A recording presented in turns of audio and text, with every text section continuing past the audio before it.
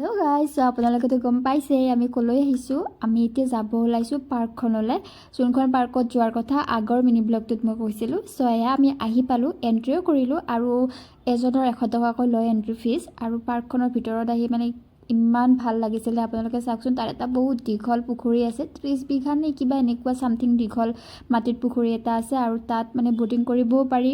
আৰু প্লাছ চাওকচোন, ভিউটো ইমান ধুনীয়া। আৰু ইপিনে ভিতৰৰ পিনে যেতিয়া আহিব পুখুৰীটোৰ পাৰে পাৰে, তো ইমান ধুনীয়াকৈ তেওঁলোকে ফুলবোৰ ৰুই দিছে। প্লাছ বহুত ধৰণৰ মানে গছ, খোৱা বস্তুৰ গছ, ফল মূলৰ গছ আৰু বহুত বেছি ভাল ভাল গছ তেনেকুৱাও তেওঁলোকে ৰুইছে। মানে খুব ধুনীয়া পৰিৱেশটো হয়।